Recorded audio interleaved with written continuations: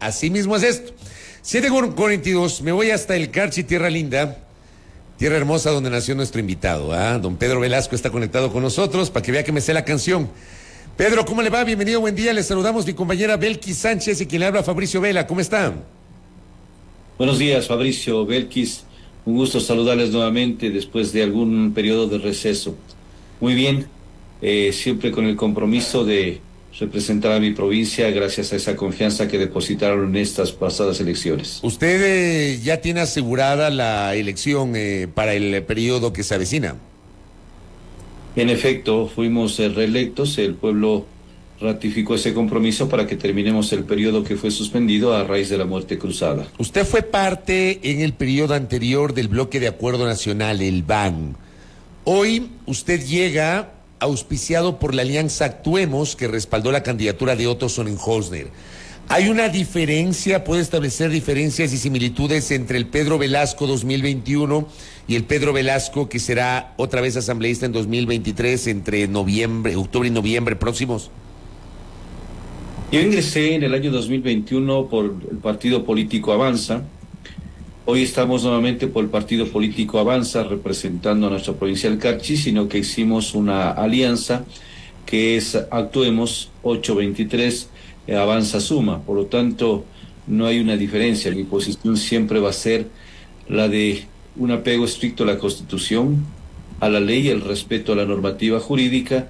Por lo tanto, estamos en esa línea y por eso es lo que nuestra provincia confió nuevamente ese voto de confianza para retornar a la Asamblea Nacional. Es decir, no le puedo decir que usted se cambió de camiseta. Usted tiene la misma camiseta del 2021, hoy en 2023.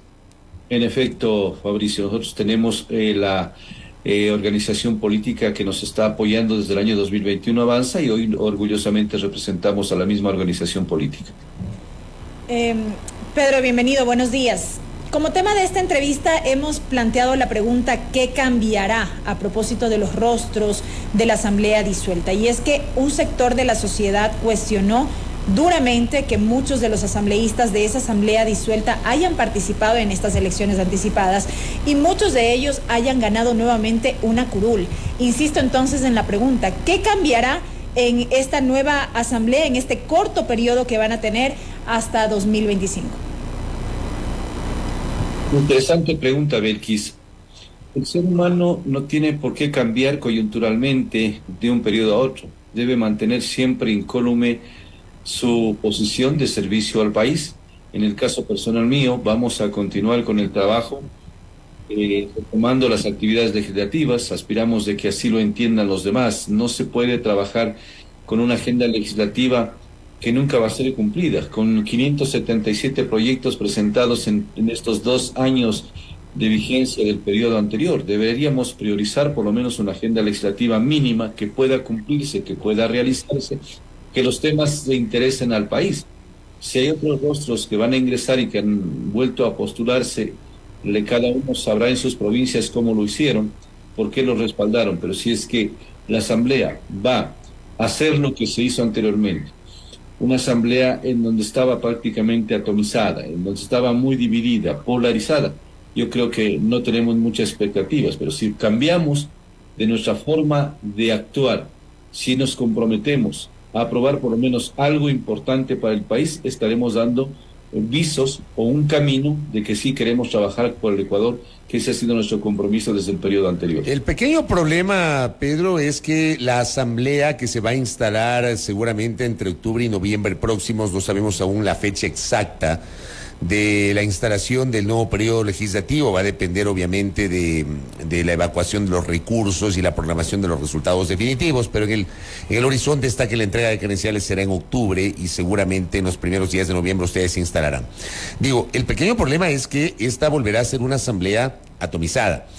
La asamblea anterior tuvo inicialmente 4 bloques: Revolución Ciudadana con 49, Pachacuti con 27, Partido Social Cristiano con 18, Izquierda Democrática con 18, y de ahí teníamos a Creo 12, y luego un grupo de legisladores independientes. Creo, después de la instalación de la Asamblea Nacional el 14 de mayo del 2021, se agrupó en otra bancada, juntamente con otros legisladores independientes, entiendo que usted formó parte de esa bancada, e integraron el bloque de acuerdo nacional. Y aún así, tuvimos una asamblea atomizada. Esta que se viene, parte con 3 bloques. Ni siquiera con 4, con 3.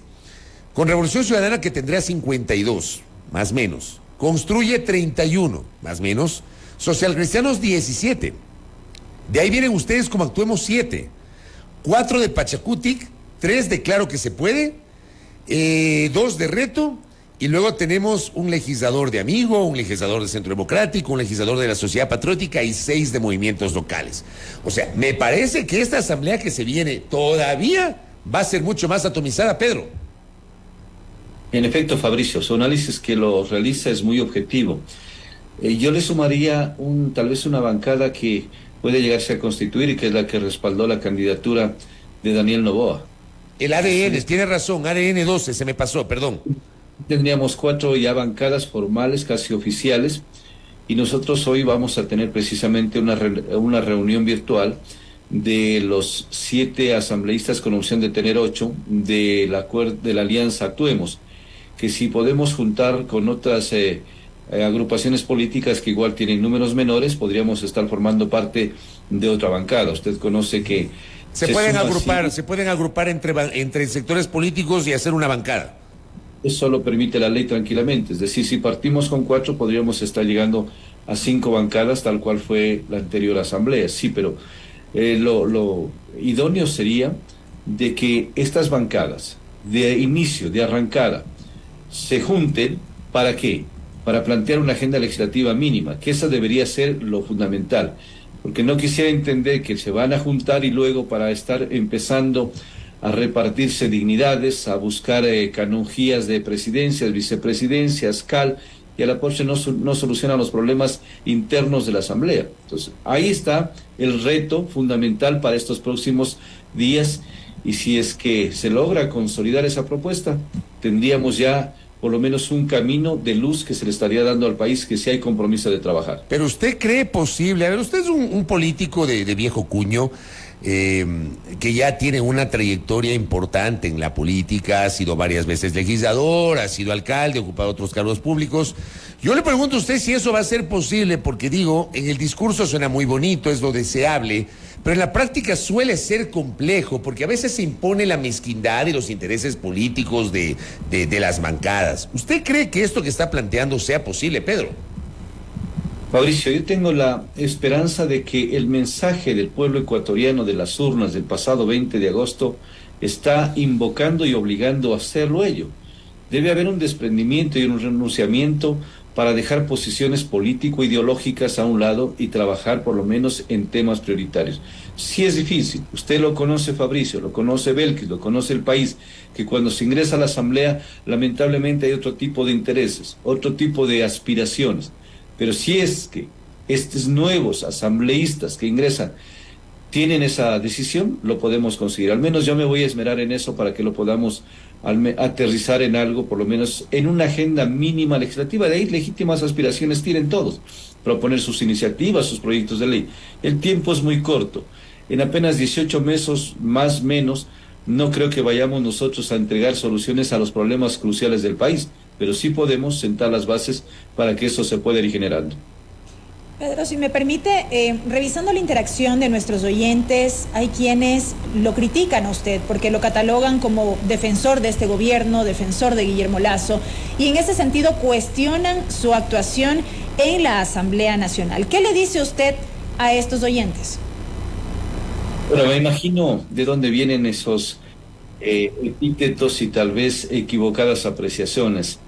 Eventualmente mi provincia me conoce, el Ecuador me conoce y sabe cómo actuamos en una tarea bastante importante para el Ecuador. Nosotros hicimos conjuntamente con Fernando Villavicencio en la Comisión de Fiscalización lo que nunca antes lo habían hecho comisión alguna. Veníamos con antecedentes de haber estado en una comisión de archivo antes de que nos posesionamos en el 2021 y nosotros durante este proceso de integrar la comisión, tramitábamos cada mes y medio un juicio político, es decir, terminamos tramitando 15 juicios políticos solamente en materia de fiscalización. En control político y en investigaciones se entregó al país importantes procesos de investigación que fueron a la Fiscalía y a la Función Judicial. En el proceso legislativo, de igual manera, nosotros aportamos con observaciones a proyectos de ley. Nuestra participación fue muy activa, y eso no lo dice Pedro Velasco, lo dice el país y sabe cuál ha sido nuestra actividad, nuestra forma de ser. Por lo tanto, a veces ese tipo de comentarios pretendieron posicionarnos en la campaña, Belkis y Fabricio, pues pretendieron hacer como una especie de mentira volver la verdad, pero no pudieron porque nuestro pueblo es muy inteligente y Carchi sabe elegir, y por eso estamos nuevamente para representar a mi provincia. En el comentario que hice, que suelo hacer en la primera parte del informativo el día de hoy, abordé un poquito lo que deberían ser las prioridades de la próxima Asamblea Nacional. Digamos, en el curso de la campaña hice algunas entrevistas, hicimos con Belkis algunas entrevistas en este espacio, y claro, escuchábamos a legisladores y a candidatos y candidatas a la legislatura que ofrecían reformas legales, nuevas leyes, etcétera. Pero poco se hablaba, con honrosísimas excepciones, de revisar lo que está pendiente en la Asamblea Nacional. Y usted encarna un legislador, uno de los legisladores, me parece que son 45 legisladores de un total de 68 que lograron virtualmente la reelección. Y usted conoce lo que está pendiente. ¿Por dónde debería empezar el trabajo de la próxima Asamblea Nacional? Es decir, una vez estructurado el Parlamento, elegidas las autoridades de la presidencia, vicepresidencia, integrado el CAL, distribuidas las comisiones, ¿por dónde empezar el trabajo parlamentario? Pedro Velasco. Hay algunos temas urgentes que necesitan ya desempolvarlos de las comisiones respectivas, que estaban unos para segundo debate, otros para primer debate. Eso hay que darle impulso. Por ejemplo, si usted me dice qué prioridad deberíamos darle, una de ellas es el tema del COTAD. Recién fueron posesionadas las autoridades de los gobiernos autónomos descentralizados y necesitamos darle una herramienta jurídica para que funcionen y activen de una manera eficiente su trabajo.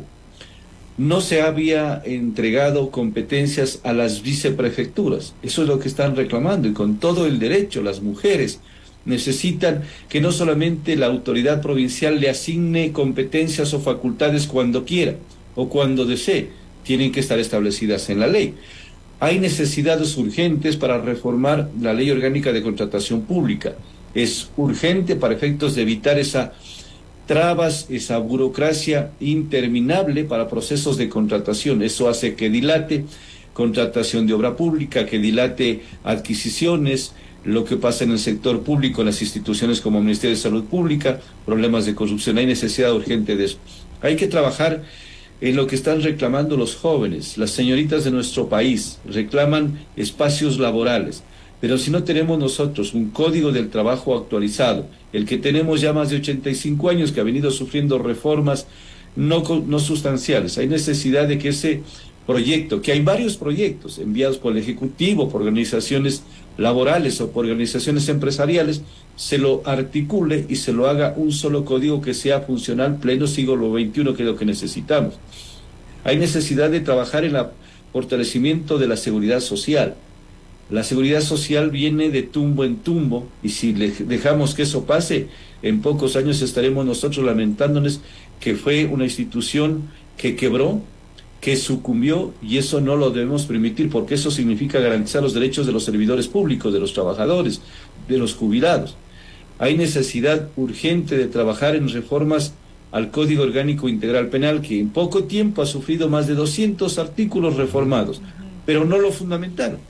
Si nos vamos a esos temas, usted verá las aspiraciones que tienen para un acceso a la educación superior a través de la LOES, que tendría que ser mucho más fluida, sin que eso signifique dar facilidades para que todo el mundo ingrese a las universidades, sino que se cumplan por lo menos requisitos mínimos y que los jóvenes puedan acceder a una educación superior. Solamente para mencionarles algunos temas urgentes de los que deberíamos retomarlos, inmediatamente tratarlos al interior del Pleno y aprobarlos. La fiscalización también será un tema prioritario en estos meses que tendrá la Asamblea. Es urgente, es prioritario, Belkis, no podemos renunciar.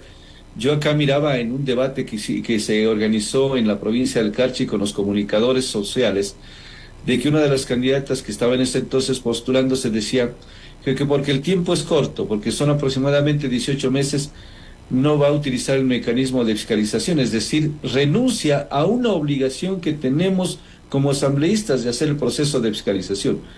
Tiene que hacerse, a efectos de que se investiguen, de que se procesen, de que se tramiten y si es necesario, de que se sancione a funcionarios que hayan actuado en contra de la ley y la ética.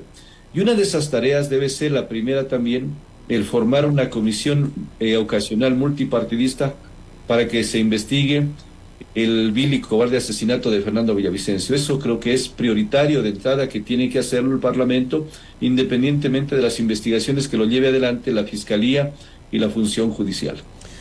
Pedro, y con esto cierro, usted integró la Comisión de Fiscalización y Control Político de la Asamblea Nacional hasta el 17 de mayo, cuando fue disuelta. Me parece a mí que ya no hay ambiente. De hecho, al propio expresidente Correa le preguntamos el día domingo, luego de las elecciones, generando una reacción, sobre si sería prioritario reactivar el juicio político al presidente de la República, tomando en cuenta de que ustedes se instalarán aún con Lasso todavía unas semanas más como presidente.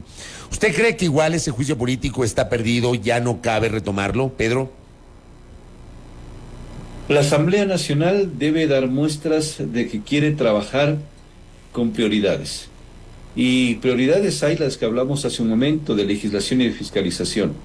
Yo creo que el proceso de juicio político no es que yo lo esté diciendo, sino que jurídicamente ya quedaría insubsistente, ya no tendría razón de retomarlo, de continuarlo.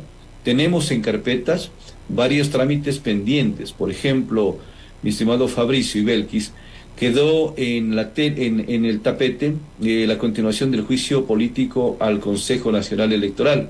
Se suspendió por obvias razones, lo dice la Constitución y el Código de la Democracia, que cuando están en periodo electoral tiene que suspenderse y no podíamos impulsarlo. Deberíamos nuevamente continuarlo a efectos de que se pueda ventilar y lo que estaba pendiente también vaya ya solucionándose y cerrándose estos procesos políticos.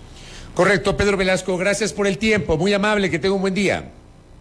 A usted, gracias Fabricio, gracias Belkis, un excelente día. Muy amable a Pedro Velasco, virtual asambleísta reelecto por la provincia de Carchi. Para empezar, nos ha explicado, él participó auspiciado por Avanza en 2021, hoy volvió a participar por Avanza. Avanza forma parte de la alianza Actuemos conjuntamente con el movimiento Suma, que apoyaron la candidatura de Otto Sonnenholzner a la presidencia de la República. En punto a las 8, voy a la pausa.